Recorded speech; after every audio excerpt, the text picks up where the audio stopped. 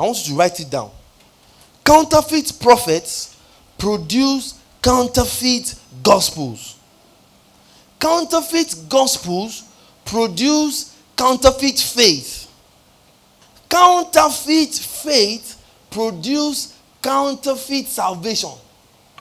Counterfeit salvation produces dead works. From prophets to who? To gospels. Are we together? From gospels to what? To faith. From faith to what? To salvation.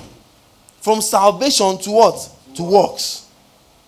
Someone say, hey, what has Pastor Taiwo said to us right now? Open your Bibles with me to Romans chapter 10. Now go to verse 13. For everyone who calls on the name of the Lord will be saved. This statement is a universally true statement.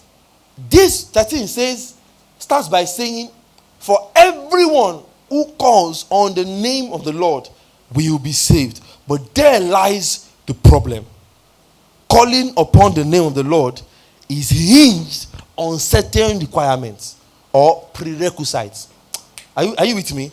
Calling upon what? The name of the Lord is hinged on certain prerequisites. What are the prerequisites? Then Paul begins a somewhat backward integration. Are we together?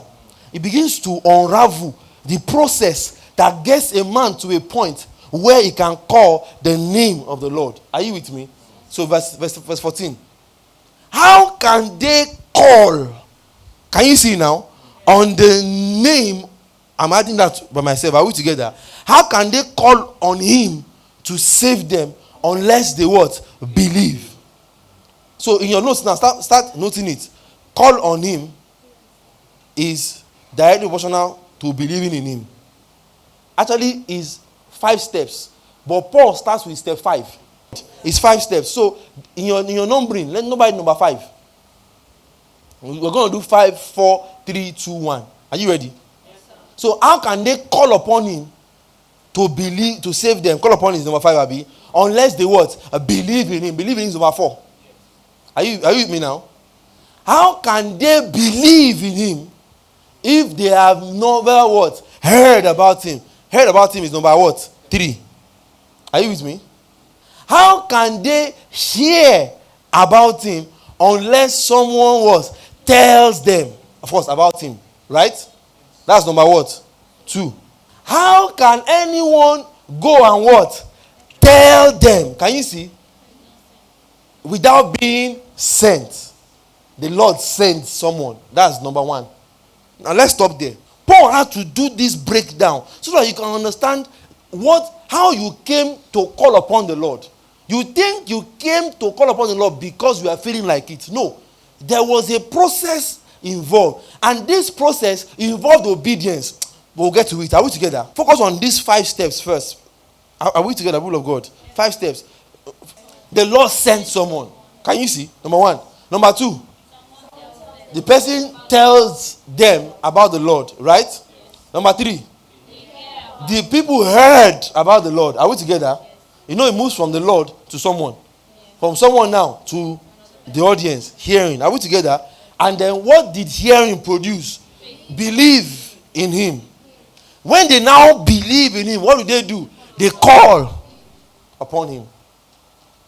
And then, let's start number 6. He saves them. Right? Salvation. Number 6. Are we together? Now,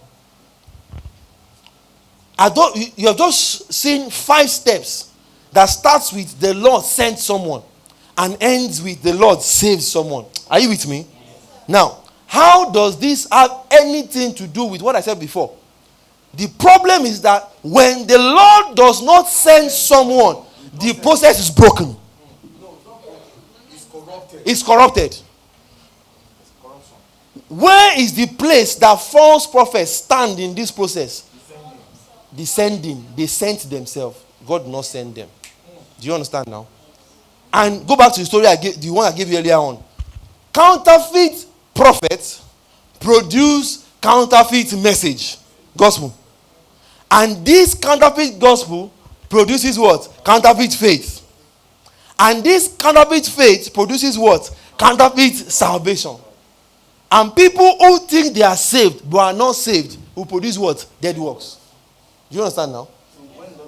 So Matthew 7 verse 15, Christ was saying, beware of false prophets, because there is a problem with false prophets. The problem with false prophets is that they stand in a place, are you with me, that corrupts the entire process. Everything that comes out of their mouth. Listen, when someone is not sent, it makes him false, Abi. Yes. You know that in the prayers we read, the Lord sends someone. Then someone tells them about the Lord. What will the false guy tell them about? About himself. God bless you.